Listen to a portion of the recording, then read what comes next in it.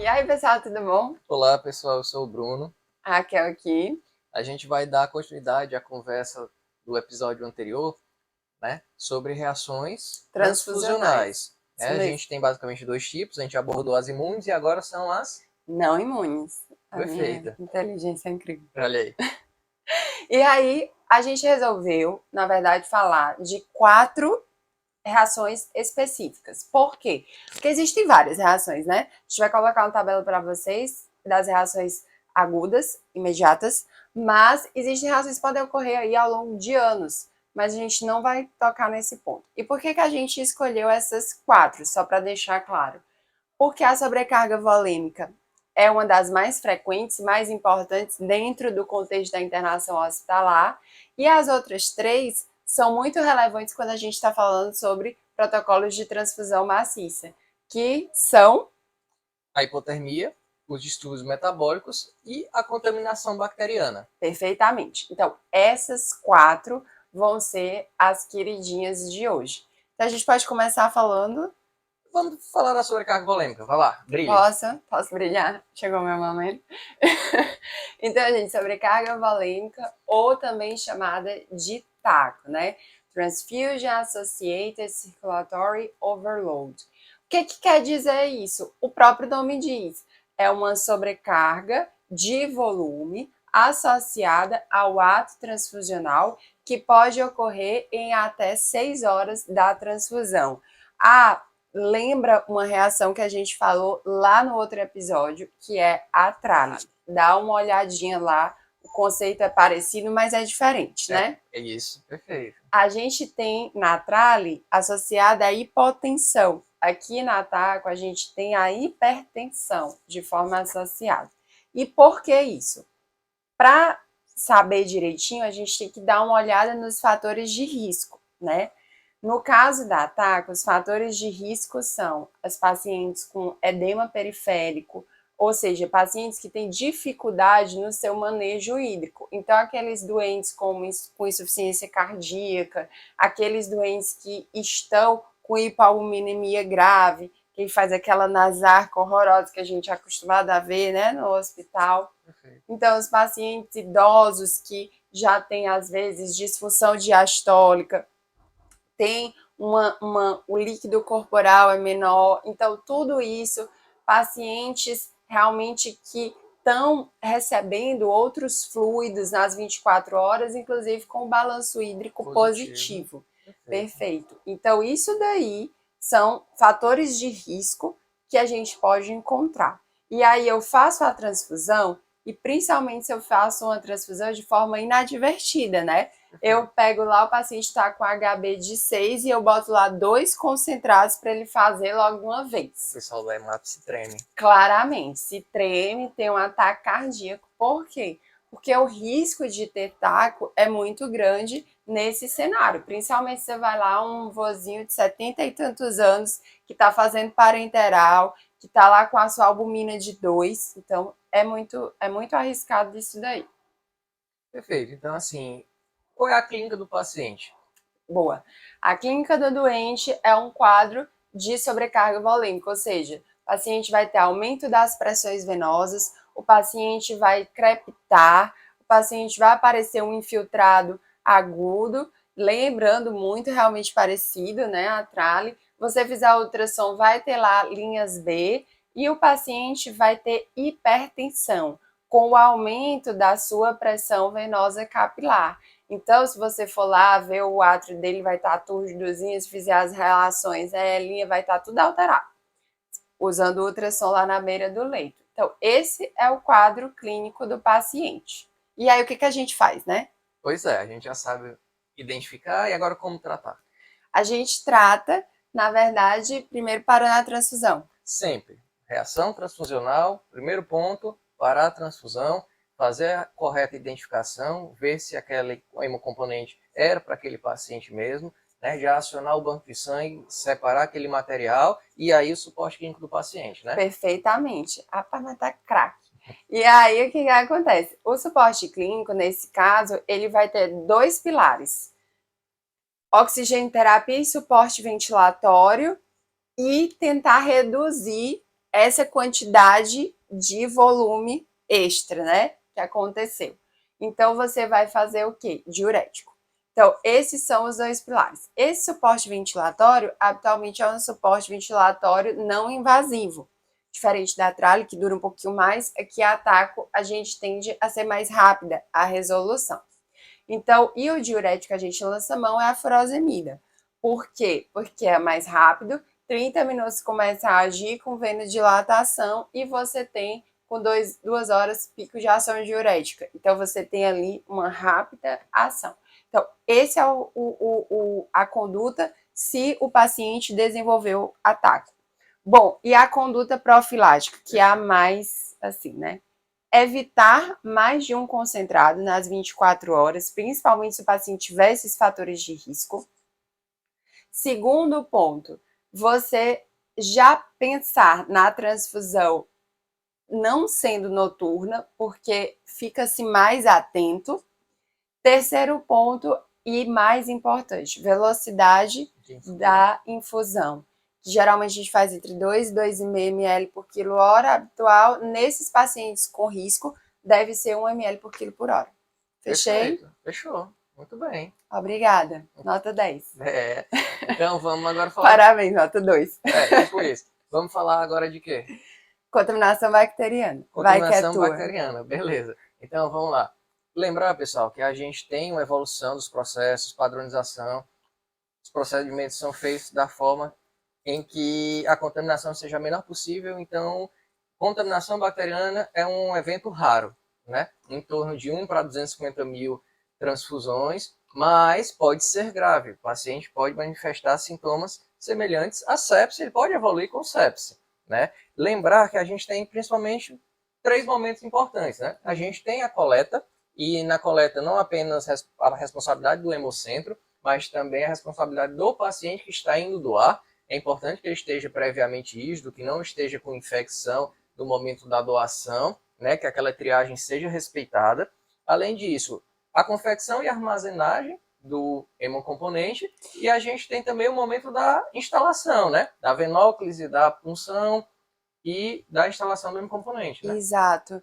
E assim, essa questão do paciente com infecções prévias é importante, assim, no contexto daquelas reações não imunes tardias, né? O paciente tem ali, quando não se sabia, por exemplo, do vírus C, quantos pacientes não foram infectados, né? Então, hoje a gente tem um rol muito maior, mas são reações aí a longo prazo. É só para a gente lembrar que existe a possibilidade de contaminação bacteriana, essa aguda, Perfeito. Imediata, mas você pode ter outras contaminações infecciosas que podem nem ser sabidas naquele momento, porque não se sabe que vírus é aquele, mas os que se sabe, hoje existe um controle muito rígido nas agências, nos bancos de sangue, né? Perfeito. Como a gente já falou várias vezes do PTM, a gente tem que lembrar que PTM está muito associado ao cenário de trauma. Então, às vezes, aquele paciente que é socorrido num ambiente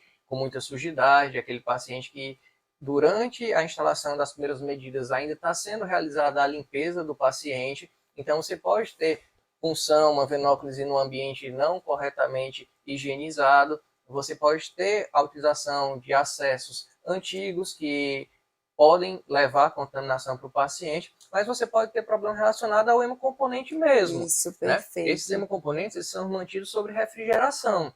Né? Então, no caso dos concentrados, por exemplo, de massas, eles ficam ali na temperatura entre 2 e 6 graus, na temperatura média de 4 graus, e normalmente a bactéria não se desenvolve nesse ambiente, né? Ela não prolifera. Mas você pode ter problema de refrigeração, você pode ter problema de descongelar, né? De botar a temperatura para o habitual da transfusão e o hemocomponente passar muito tempo para ser instalado, ficar ali na enfermaria, aguardando algum processo que não foi feito, às vezes é a punção do acesso venoso central, porque o paciente não tem periférico, mas o hemocomponente já está na temperatura ambiente, então isso pode favorecer, né, a questão da contaminação. Além disso, a gente tem que lembrar de quê, Raquel? Assim, o que é que tu acha que é mais importante? Da contaminação Sim. bacteriana, eu acho que a gente tem que lembrar de sempre, sempre, sempre pensar nisso toda vez que você tem uma reação febril. Perfeito. Né? Porque a reação febril, quando a gente falou lá das imunes, a gente falou ali na temperatura de 1 grau ou mais. Aqui, quando estiver mais de 2 graus, a gente lembrar, né? Isso, normalmente são temperaturas mais elevadas que lembram bacteremia, né? Aquela temperatura Isso. acima de 38,5, 39. O paciente muitas vezes vai manifestar ou referir calafrios, né? Se ele cursar com hipotensão, aí ele ajudou, né? De novo, doutor Otto bateu na cueca. Isso. Então, o que acontece? É uma bacteremia, né? Perfeito. E aí a gente tem que atuar de forma a evitar proliferação até ter um diagnóstico, né? A gente não pode deixar o processo evoluir. Muitas vezes os diagnósticos são retrospectivos, Isso, né? perfeito. A gente vai colher cultura, vai colher exame do paciente, vai colher exame da bolsa, mas às vezes o diagnóstico vai vir com o resultado da hemocultura, por exemplo, só né? depois, né? Dias depois. Então a gente identificou, vamos tratar, né? Vamos fazer volume para esse paciente, começar antibiótico de amplo espectro, né? Já que a gente não sabe qual é o possível germe causador, e suporte ao paciente. Perfeitamente, é isso mesmo. Tratar uma sepse, né? Perfeito. Esse é o ponto. Eu acho que foi boa a contaminação bacteriana. Né? Passamos para outra agora? Distúrbios metabólicos? Pode ser. Vai eu, vai tu. Vai lá? Tá. Então, distúrbios metabólicos. A gente tem 3 distúrbios principais associados à terapia transfusional, quando tem grandes volumes, né? A gente tem a hipercalemia, e puxando logo no que o gancho que o Bruno acabou de comentar, esse tempo de permanência que o concentrado pode ficar lá exposto ao ambiente, que não deveria, né? Deveria chegar e já ser instalado, mas enfim, esse descuido que aconteceu pode favorecer hemólise e aí lançar aí no sangue do paciente potássio, porque o potássio está dentro da célula. No que eu tenho livre celular, eu tenho eliminação, vai ter esse emanar aí do potássio. E aí você tem hipercalemia. Um outro problema que pode acontecer também é relacionado ao que a gente usa de conservante. Então, a gente usa de conservante nessas bolsas o citrato, né? E o citrato, ele tem 2 distúrbios que podem estar associados a ele. Um é porque 1 milimol do citrato, ele tem 3 mectobit. Exato. Então, se eu estou usando muitos, posso causar uma alcalose metabólica. Perfeito. E o segundo ponto é que o citrato, ele adora o cálcio. Então, ele chega no sangue e aí tem o cálcio ligado à albumina, ele não pode roubar.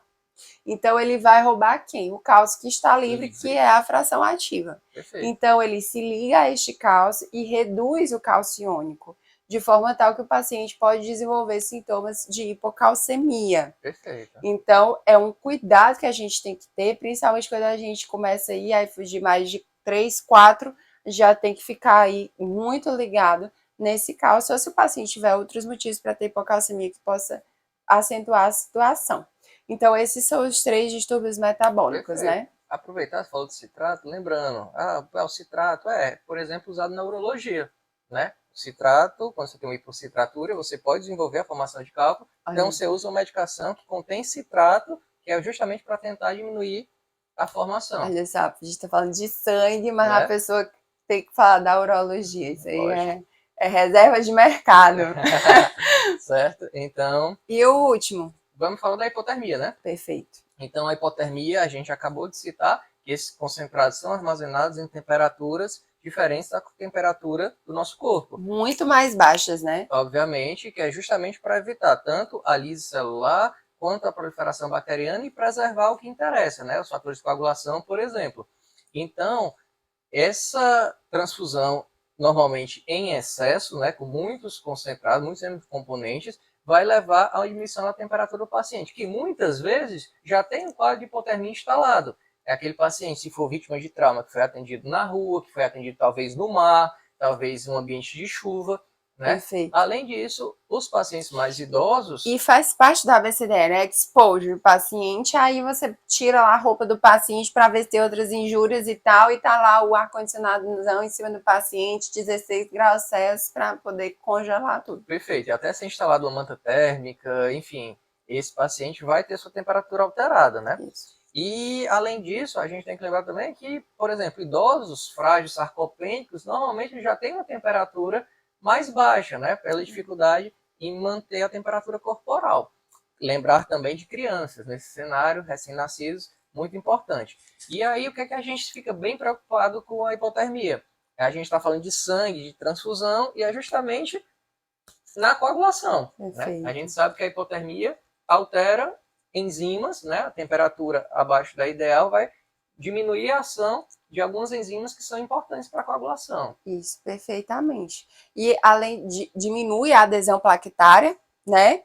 E também tem outro órgão que é afetado aí com a hipotermia. Perfeito. O coração odeia frio. Exato. Fica logo bradicárdico, lento. Quem é que gosta de frio, né? Eu não gosto de frio. Prefiro sol.